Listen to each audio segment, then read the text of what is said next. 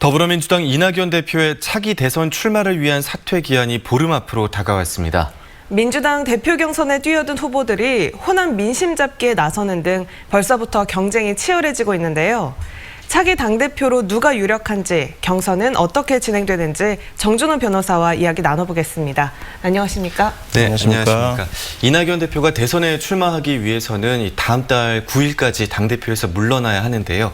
여러 선호도 조사를 살펴보면 좀 고전을 면치 못하고 있습니다. 이게 혹시 변수로 작용할 수 있을까요? 예, 벌써 지금 민주당에서는 대선 경선 연기론까지 나오고 있는 등 후임 대표가 가지고 있는 결정적인 재량이 몇 가지가 됩니다. 과연 그 자리를 떠나는 이낙연 대표의 그 코드가 맞는 사람으로 후임 당대표를 채울 수 있을까요? 저는 굉장히 좀 어렵다라고 보는데요.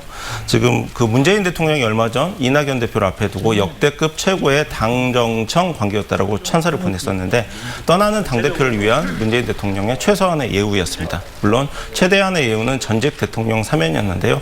아직 성사되지는 않았습니다. 냉정히 박수 칠 때 떠나는 상황은 아닌 것 같습니다.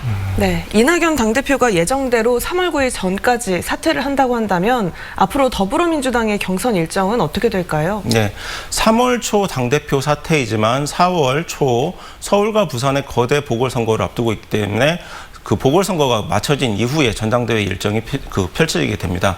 전국 순회 경선을 하려면 한 3주 정도의 시간이 필요한데요.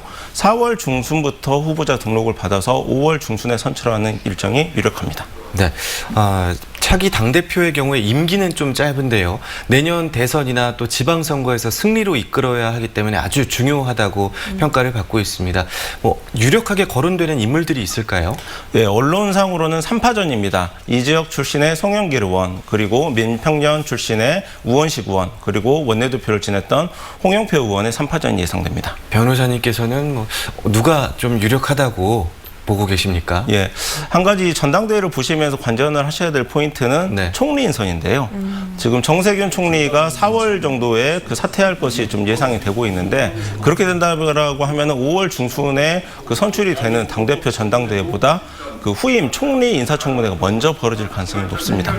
이낙연, 정세균, 호남 총리가 연달아서 된 다음에 이루어지는 총리, 영남 총리일 가능성이 높은데요. 그럼 그거에 맞서서 당대표는 호남 당대표가 돼야 된다라는 이러한 프레임이 이제 작용을 할 수가 있습니다.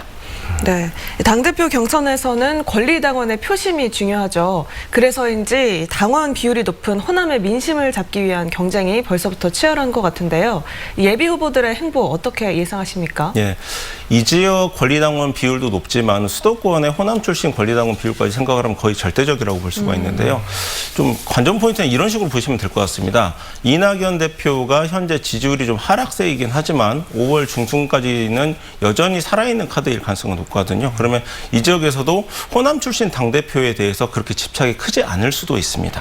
그렇게 된다라고 하면 이 지역 출신이 아니더라도 호남에 내려와서 호남 당원들이 정말 근본적으로 고민했던 부분과 함께 공감하는 모습을 보여줘야 되는데, 지난 당대표 경선에서 헌법재판소 이전, 이런 식의 좀 얄팍한 기관 이전만을 가지고 오지 않고 정권 재창출 과정에서 호남이 과연 어떠한 역할을 할 수 있는지, 이 부분에 대해서 근본적인 고민을 어떻게 해왔는지를 보여주는 것이 더 중요할 것 같습니다.